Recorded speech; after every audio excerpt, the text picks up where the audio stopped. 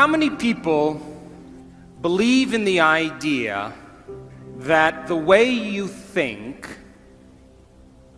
has some effect on your life? That your thoughts are intimately connected to your future? So your thoughts in some way create your reality. You believe that?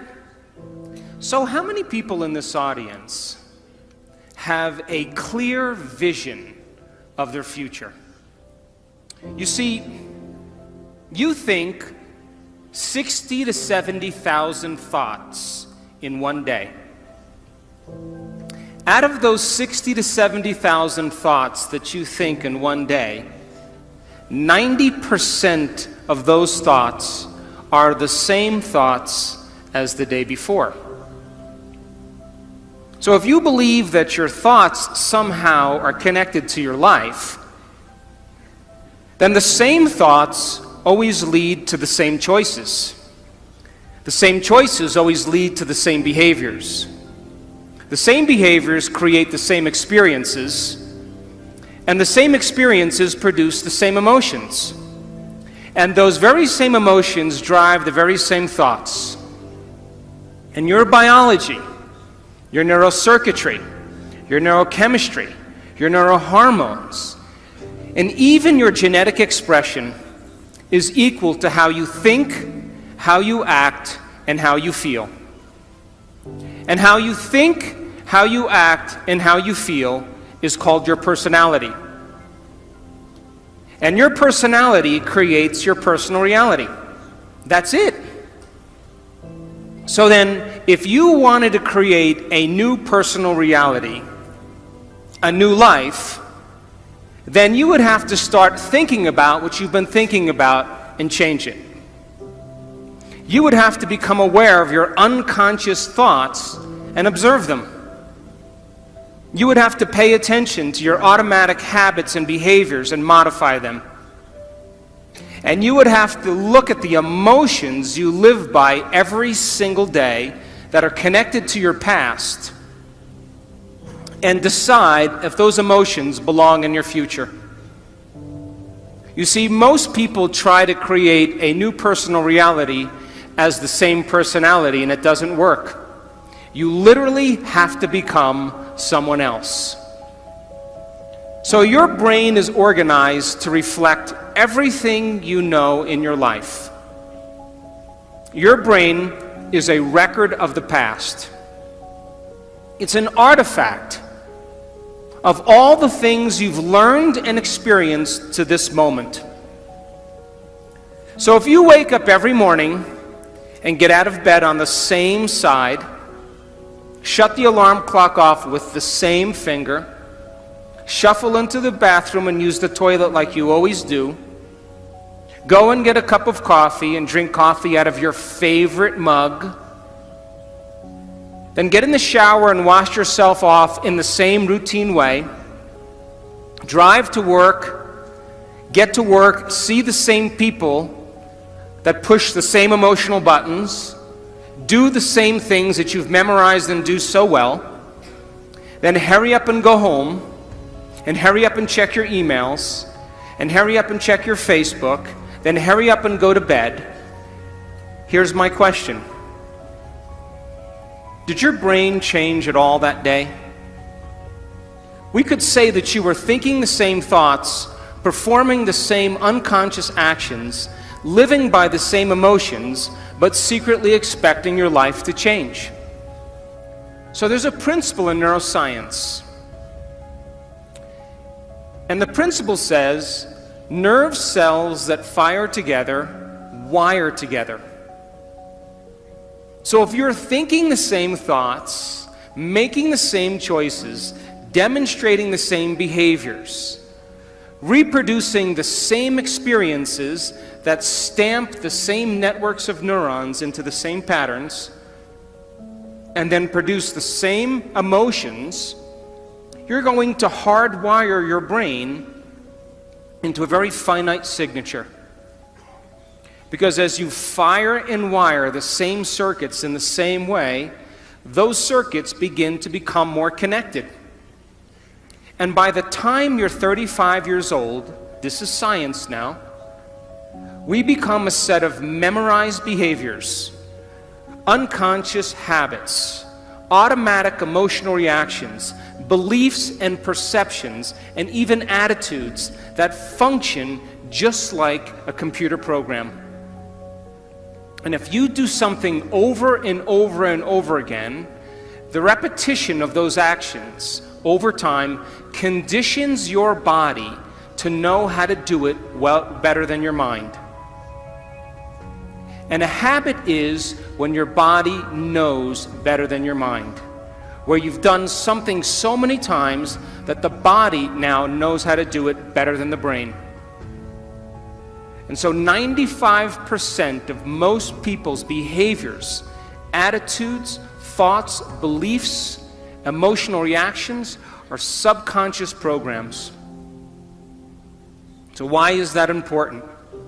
Because you're here this week to learn new information. And every time you learn something new, you make new connections in your brain. That's what learning is. Learning is forging new synaptic connections. Physical evidence as a result of your interaction in the environment. And the footprints of consciousness is called learning, making new connections.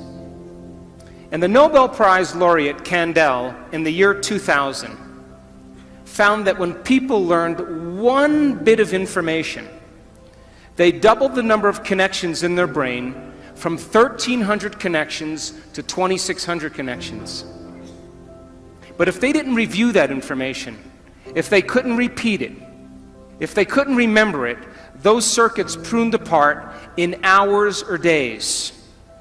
So if learning is making new synaptic connections, then remembering is maintaining and sustaining those connections.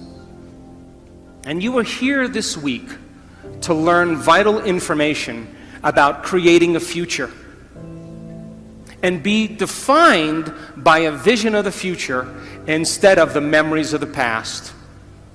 Because if you are not defined by some vision that is bigger than you, and you are not passionate about that vision, then you're left with the old hardware of the past in your brain, and you will be predictable in your life. So would you agree then? New thoughts, new information should lead to new choices. New choices should lead to new behaviors. And new behaviors should create new experiences. And new experiences should produce new emotions. And those new emotions should drive new thoughts. And that's called evolution. So if your brain is a record of the past, and you don't have a vision of the future, then you are living in the past. And you will never arrive at that new future.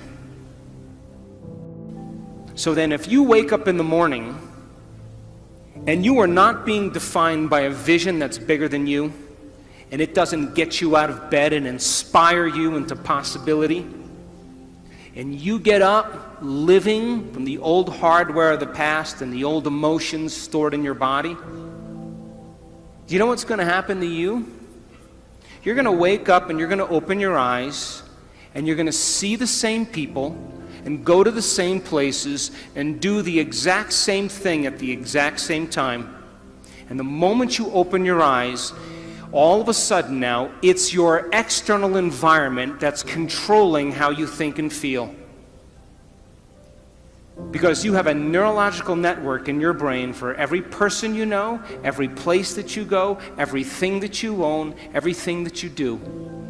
And the moment you open your eyes and you see the same people and go to the same places and do the exact same thing at the exact same time, it's your external environment that's turning on different circuits in your brain, causing you to think equal to everything that you know. And you told me you believe that your thoughts have something to do with your destiny. And as long as you're thinking equal to your environment, you keep creating the same life. To change, To truly change is to think greater than your environment, to think greater than the circumstances in your life, to think greater than the conditions in your world. And every great person in history knew this. Whether it was Mahatma Gandhi, Martin Luther King, the Wright brothers, Joan of Arc, they all had a vision. Couldn't see it, couldn't smell it, couldn't taste it, couldn't feel it, but it was alive in their mind. It was so alive in their mind that they began to live as if that future reality was happening in the present moment. And so the moment you stop making the same choices that you always make, get ready, because it's going to be uncomfortable. And that's the moment you are heading towards the new self. And we call it stepping into the river of change. But now, remember, 95% of who you are is your body as the mind. You know, you've done something enough times that your body does it better than your brain. So you may actually complain unconsciously because your body does it all the time. And all of a sudden you say, no complaining, no more blaming, no more feeling sorry for myself, no more talking about other people. I'm going to stop. You know what happens, don't you? The body starts sending signals to the brain. The body's been conditioned that way. And all of a sudden, you start hearing the thoughts in your head that say, why don't you start tomorrow? Tomorrow's a better day. This is too hard for me, I can't change. Something's wrong with me, it's my mother's fault. It's my ex-husband's fault. It's my ex-wife's fault. I'm this way because of this event. Or the most important one, this doesn't feel right. And the moment you respond to that thought as if it's true, that thought leads to the same choice, which leads to the same behavior, that creates the same experience, that produces the same emotion, and the person says, this feels right. That feels familiar. Going from the old self to the new self, stepping into that void, stepping into that uncertainty, is the biological, the neurological, the chemical, the hormonal, genetic death of the old self. And people will say to us, well, in that unknown, I can't predict my life or my future. And we always say the same thing to them. The best way to predict your future is to create it, not from the known, but from the unknown. And when you and I get comfortable in the place of the unknown, that's where the magic happens. And it never happens in the known.